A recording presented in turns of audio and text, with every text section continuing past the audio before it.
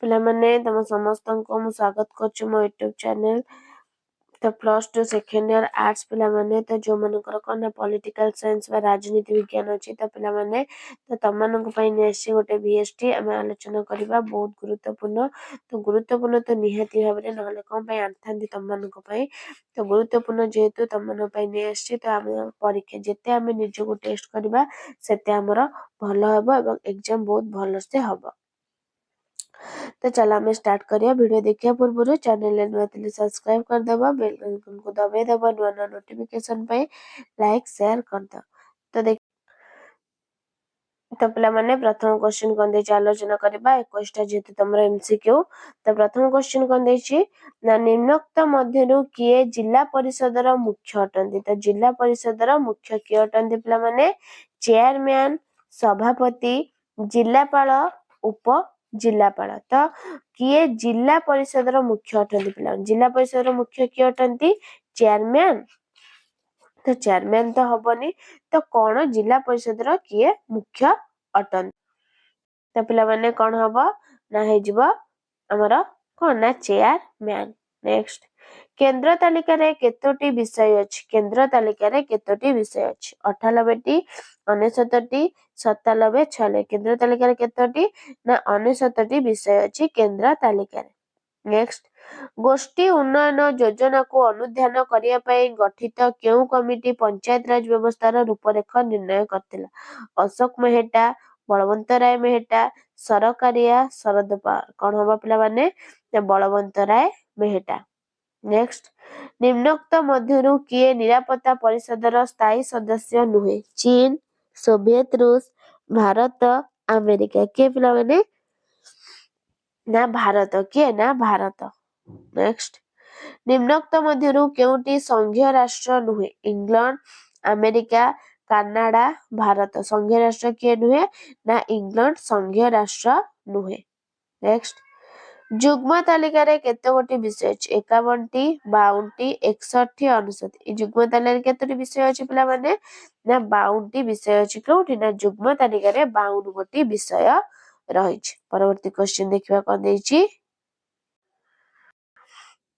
तो परवर्ती क्वेश्चन को देला राज्य तालिका रे केतोटी विषय अछि पिला माने राज्य तालिका रे केतोटी विषय अछि केतोटी 60टी, 61टी, ना 62टी, ना 64। राज्य तालिका रे केतोटी विषय अछि ना राज्य तालिका रे 61 गोटी विषय अछि।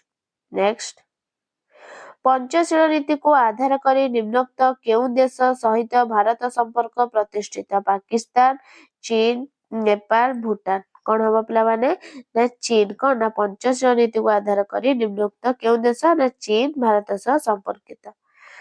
नेक्स्ट भारत एक बहुवादी समाज होइथिबारु एठारे आंचलिकतावाद और जातीयतावादर परस्पर डैश हेबा उचित। सहयोगी बा परिपूरक, विरोधी, बीतस्पृह, शत्रु। कौन हेबा ना सहयोगी बा परिपूरक।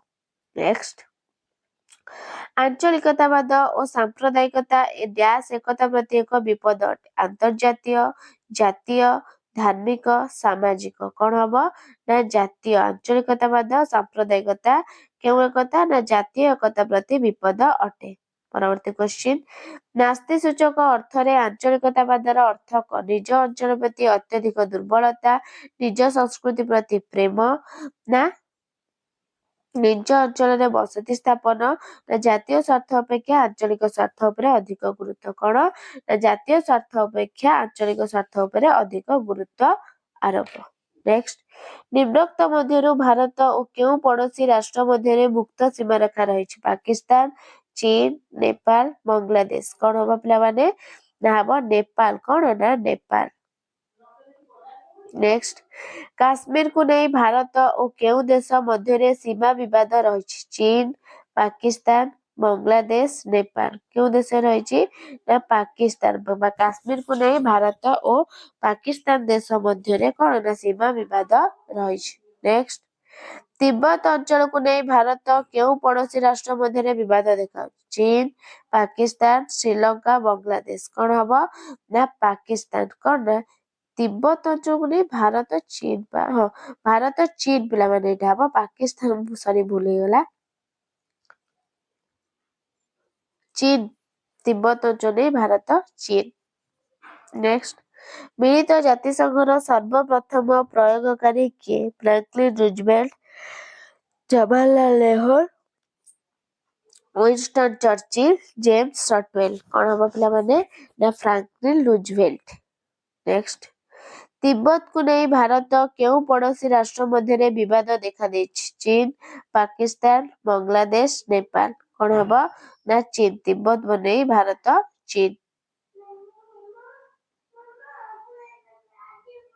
ନେକ୍ସଟ, କେଉଁ ମସିହାରେ ଧରିତ୍ରୀ ସମ୍ମିଳନୀ ଅନୁଷ୍ଠିତ ହୋଇଥିଲା? 1990, 1992, 1994, ନା 1992। ନେକ୍ସଟ, ନିମ୍ନୋକ୍ତ ମଧ୍ୟରୁ କେଉଁଟି ଜଳବାୟୁ ପରିବର୍ତ୍ତନର କାରଣ ଅଟେ? ବିଶ୍ୱ ଉଷ୍ଣତା ବୃଦ୍ଧି, ହିମସ୍ରୋତ, ସାମୁଦ୍ରିକ ବରଫ, ବରଫର ଆବରଣ। କଣ ହବ? ନା ବିଶ୍ୱ ଉଷ୍ଣତା ବୃଦ୍ଧି। ନେକ୍ସଟ, ଭାରତ ଦ୍ୱିତୀୟ ଥର ପାଇଁ କେଉଁ ମସିହାରେ ପୋଖରାନ ଠାରେ ଆଣବିକ ପରୀକ୍ଷା କରିଥିଲା?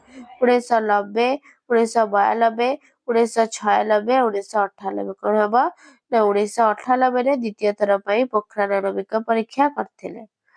ନେକ୍ସଟ, କେଉଁ ରାଷ୍ଟ୍ର ପ୍ରଥମେ ସିଟିବିଟି ସ୍ୱାକ୍ଷର କରିଥିଲେ ପିଲାମାନେ? ରୁଷିଆ, ଚୀନ, ଭାରତ, ଯୁକ୍ତରାଷ୍ଟ୍ର ଆମେରିକା। କଣ ହବ? ନା ଯୁକ୍ତରାଷ୍ଟ୍ର ଆମେରିକା ସିଟିବିଟି ସ୍ୱାକ୍ଷର କରିଥିଲେ। ତାପରେ ବିଶ୍ୱ ଏଡ୍ସ ଦିବସ କେବେ ପାଳନ କରାଯାଇଥାଏ? ଜାନୁଆରୀ 12, ମେ 20, ଜୁଲାଇ 10, ଡିସେମ୍ବର 1। କଣ? ନା ଡିସେମ୍ବର 1। ତାପରେ ଆସିଲା 2 ମାର୍କିଆ କ୍ୱେଶ୍ଚିନ୍। ରାଜ୍ୟ ତାଲିକା କଣ? ରାଜ୍ୟ ତାଲିକା କଣ ପିଲାମାନେ?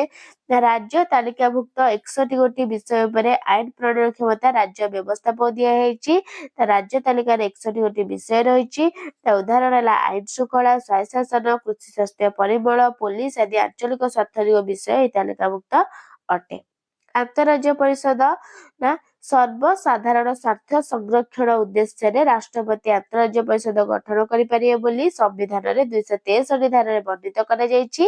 ଏହି ପରିଷଦ ନିମ୍ନଲିଖିତ କାର୍ଯ୍ୟଗୁଡ଼ିକ ସମ୍ପାଦନ କରେ। ହେଲା ରାଜ୍ୟ ମଧ୍ୟରେ ଉପୁଜୁଥିବା ସଂଘର୍ଷର ଅନୁସନ୍ଧାନ ସମାଧାନ ନିମନ୍ତେ ପରାମର୍ଶ, ରାଜ୍ୟ ମଧ୍ୟରେ, କେନ୍ଦ୍ର ରାଜ୍ୟ ମଧ୍ୟରେ ସାଧାରଣ ସ୍ୱାର୍ଥକୁ କେନ୍ଦ୍ର କରି ବିବାଦ ଉପୁଜିଲେ ସେ ସମ୍ପର୍କରେ ଆଲୋଚନା ପର୍ଯ୍ୟାଲୋଚନା। ତାପରେ ଏହି ବିଷୟରେ ନୀତି ଓ କାର୍ଯ୍ୟ ମଧ୍ୟରେ ସମନ୍ୱୟ ସ୍ଥାପନ ପାଇଁ ସୁପାରିଶ। ଦଳବଦଳ ନିରୋଧ ଆଇନର ଉଦ୍ଦେଶ୍ୟ କଣ?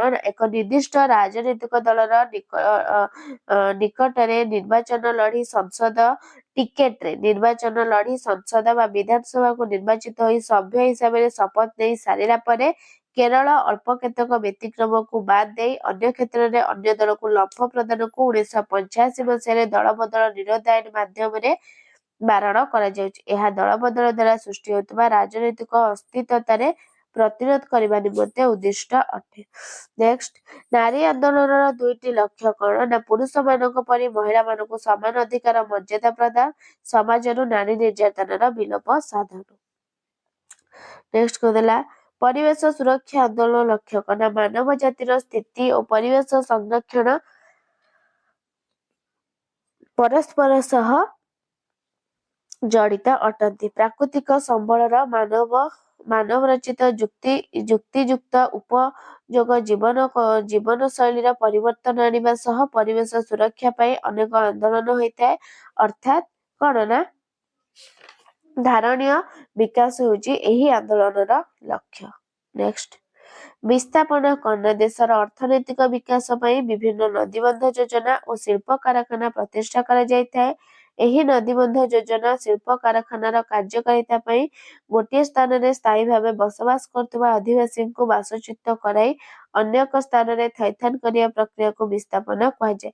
ବିକାଶ ପାଇଁ ବିସ୍ଥାପନ ଅବଶ୍ୟମ୍ଭାବୀ ହୋଇଥିଲେ ମଧ୍ୟ ଯଥାଯଥ ପୁନର୍ବସତି କାର୍ଯ୍ୟକ୍ରମ ବିନା ଏହା ଜନ ଅସନ୍ତୋଷ ସୃଷ୍ଟି କରିଥାଏ। ତାପରେ ପଞ୍ଚଶୀଳ ନୀତି କଣ? ନା 1954 ମସିହା ଏପ୍ରିଲ 29 ତାରିଖରେ ଭାରତ ଚୀନ ମଧ୍ୟରେ ଅନ୍ତରାଷ୍ଟ୍ରୀୟ ବାଣିଜ୍ୟ ଅନ୍ୟାନ୍ୟ ସମ୍ପର୍କ ପାଇଁ 5ଟି ମୌଳିକ ନୀତିକୁ ଆଧାର କରି ତତ୍କାଳୀନ ପ୍ରଧାନମନ୍ତ୍ରୀ ଜବାହରଲାଲ ନେହେରୁ ଘୋଷଣା କରିଥିବା କାର୍ଯ୍ୟକ୍ରମକୁ ପଞ୍ଚଶୀଳ ନୀତି କୁହାଯାଏ। ପ୍ରତ୍ୟେକ ରାଷ୍ଟ୍ରର ସାର୍ବଭୌମତ୍ୱ ପ୍ରତି ପ୍ରଦର୍ଶନ, ପାରସ୍ପରିକ ଅନାକ୍ରମଣ, ପରସ୍ପର ଆଭ୍ୟନ୍ତରୀଣ ବ୍ୟାପାରରେ ହସ୍ତକ୍ଷେପ ନ କରିବା, ସମାନତା, ଶାନ୍ତିପୂର୍ଣ୍ଣ ସହାବସ୍ଥାନ ଏହାର ନୀତି।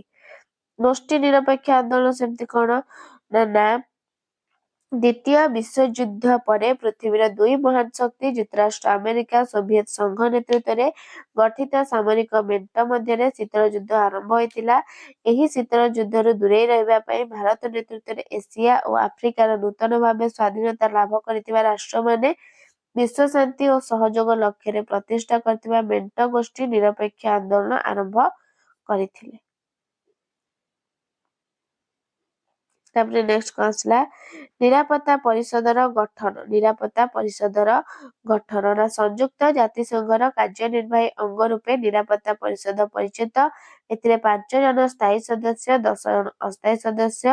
ବ୍ରିଟେନ, ଯୁକ୍ତରାଷ୍ଟ୍ର ଆମେରିକା, ସୋଭିଏତ ରୁଷ, ଫ୍ରାନ୍ସ ଓ ଚୀନ ସ୍ଥାୟୀ ସଦସ୍ୟ ଥିଲାବେଳେ ସଂଯୁକ୍ତ ଜାତିସଂଘର ଅବଶିଷ୍ଟ ସଦସ୍ୟ ରାଷ୍ଟ୍ରମାନଙ୍କ ମଧ୍ୟରୁ 10ଟି ରାଷ୍ଟ୍ର ଅସ୍ଥାୟୀ ସଦସ୍ୟ ଭାବେ ସାଧାରଣ ସଭା ଦ୍ୱାରା 2 ବର୍ଷ ପାଇଁ ନିର୍ବାଚିତ ହୋଇଥାନ୍ତି। ନେକ୍ସଟ, ମାନବିକ ନିରାପତ୍ତାର ଗୁରୁତ୍ୱ କଣ ନା ଲୋକମାନଙ୍କୁ ଭୋକ, ରୋଗ ବ୍ୟାଧି ଦମନରୁ ରକ୍ଷା କରିବାକୁ ମାନବିକ ନିରାପତ୍ତା କୁହାଯାଏ। ପ୍ରତ୍ୟେକ ବ୍ୟକ୍ତିର ଦୈନନ୍ଦିନ ଜୀବନଯାତ୍ରାକୁ ସାବଲୀଳ ଓ ନିରନ୍ତର କରିବା ଏହାର ଉଦ୍ଦେଶ୍ୟ। ଅଯଥା ସାମରିକ ନିରାପତ୍ତା ଉପରେ ଗୁରୁତ୍ୱ ନ ଦେଇ ସାମାଜିକ ଆର୍ଥିକ କ୍ଷେତ୍ରରେ ଉନ୍ନତି ଆଣି ଲୋକମାନଙ୍କୁ ହିଂସା ଅତ୍ୟାଚାରରୁ ମୁକ୍ତ କରିବା ଏହାର ଅନ୍ୟତମ ଲକ୍ଷ୍ୟ। ବର୍ତ୍ତମାନ ସମୟରେ ମହିଳା ଓ ସଂଖ୍ୟାଲଘୁଙ୍କ ସୁରକ୍ଷା ସହ ସ୍ୱାସ୍ଥ୍ୟ ସୁରକ୍ଷା, ଗୋଷ୍ଠୀ ସୁରକ୍ଷା ଆଦି ନାନା ବିଷୟବସ୍ତୁକୁ ଏହାର ପରିସରଭୁକ୍ତ କରାଯାଇଛି। ନବୀକରଣ ଯୋଗ୍ୟ ପ୍ରାକୃତିକ ସମ୍ପଦ କଣ ନା ଯେଉଁ ପ୍ରାକୃତିକ ସମ୍ପଦକୁ ବାରମ୍ବାର ବ୍ୟବହାର କଲେ ମଧ୍ୟ ତାହାର ସମ୍ପୂର୍ଣ୍ଣ ବିଲୟ ହୋଇନଥାଏ ତାହାକୁ ନବୀକରଣ ଯୋଗ୍ୟ ପ୍ରାକୃତିକ ସମ୍ପଦ କୁହାଯାଏ।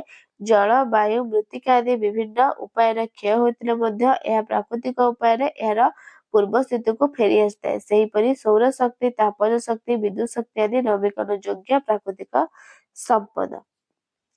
ନେକ୍ସଟ, ୱାରେସ ଚୁକ୍ତି କେବେ, କେଉଁଠାରେ, କେଉଁ ଉଦ୍ଦେଶ୍ୟରେ ସ୍ୱାକ୍ଷରିତ ହୋଇଥିଲା ଓ କେଉଁ କେଉଁ ଦେଶ ମଧ୍ୟରେ ଚୁକ୍ତି ହୋଇଥିଲା? 1955 ମସିହାରେ ପୋଲାଣ୍ଡର ରାଜଧାନୀ ୱାରେସଠାରେ ୱାରେସ ଚୁକ୍ତି ସ୍ୱାକ୍ଷରିତ ହୋଇଥିଲା। ଯୁକ୍ତରାଷ୍ଟ୍ର ଆମେରିକା ସାମରିକ ମେଣ୍ଟ ଗଠନ ବିରୋଧରେ ଏହି ମେଣ୍ଟ ଗଠନ କରାଯାଇଥିଲା। Soviet Russia, Poland, Hungary, Romania, Bulgaria, Albania, Czechoslovakia ଓ ଜର୍ମାନ ଗଣତାନ୍ତ୍ରିକ ସାଧାରଣତନ୍ତ୍ର ପୂର୍ବ ଜର୍ମାନୀ ମଧ୍ୟରେ ଚୁକ୍ତି ହୋଇଥିଲା। ତ ପିଲାମାନେ ତାପରେ ଆସିଲା 21 3 ମାର୍କିଆ କ୍ୱେଶ୍ଚିନ୍। ଗ୍ରାମ ପଞ୍ଚାୟତ କିପରି ଗଠିତ ହୁଏ? କେଉଁ କେଉଁ ପରିସ୍ଥିତିରେ କେନ୍ଦ୍ର ସରକାର ରାଜ୍ୟ ତାଲିକାଭୁକ୍ତ ବିଷୟରେ ଆଇନ ପ୍ରଣୟନ ପ୍ରସ୍ତୁତ କରିପାରିବେ? ଭାରତକୁ ଅର୍ଦ୍ଧ ରାଷ୍ଟ୍ରସଂଘ ପ୍ରାୟକଳ୍ପ ରାଷ୍ଟ୍ରସଂଘ କାହିଁକି କୁହାଯାଏ?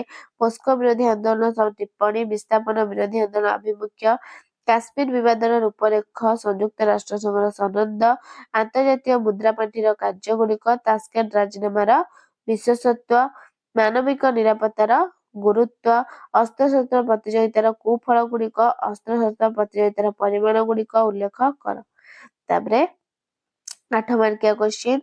ଭାରତରେ କେନ୍ଦ୍ର ରାଜ୍ୟମାନଙ୍କ ମଧ୍ୟରେ ବ୍ୟବସ୍ଥାପିକା ବିଷୟରେ ଟିପ୍ପଣୀ, ଭାରତୀୟ ସଂଘୀୟ ବ୍ୟବସ୍ଥାର ରାଜ୍ୟ ସ୍ୱତନ୍ତ୍ର ଦାବି, ସ୍ୱରର ମୂଲ୍ୟାଙ୍କନ, ଭାରତରେ ନାରୀ ଅଧିକାର ସୁରକ୍ଷା ଆନ୍ଦୋଳନ ସମ୍ବନ୍ଧରେ ପ୍ରବନ୍ଧ, ଭାରତରେ ସାମ୍ପ୍ରଦାୟିକତାର ପ୍ରଭାବ, ପଡ଼ୋଶୀ ରାଷ୍ଟ୍ରମାନଙ୍କ ସହିତ ଭାରତର ସମ୍ପର୍କ ବର୍ଣ୍ଣନା, ବିଶ୍ୱର ଉତ୍ତାପ ବୃଦ୍ଧିର କାରଣ ଫଳାଫଳ।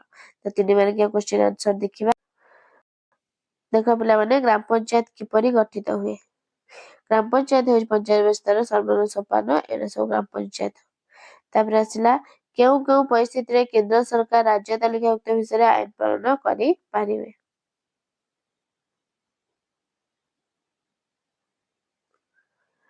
ତାପରେ ଭାରତକୁ ଅର୍ଦ୍ଧ ରାଷ୍ଟ୍ରସଂଘ ପ୍ରାୟକଳ୍ପ ରାଷ୍ଟ୍ରସଂଘ କାହିଁକି କୁହାଯାଏ?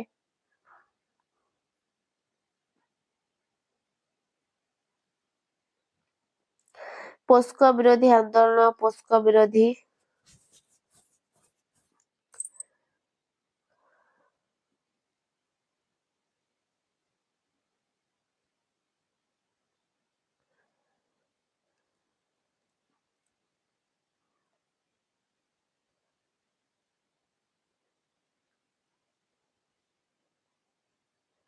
ବହୁତ ଗୁରୁତ୍ୱପୂର୍ଣ୍ଣ କ୍ୱେଶ୍ଚିନ୍ ସବୁ 3 ମାର୍କିଆ। ଏତିକି ଲେଖିଲେ 3 ମାର୍କ ତମର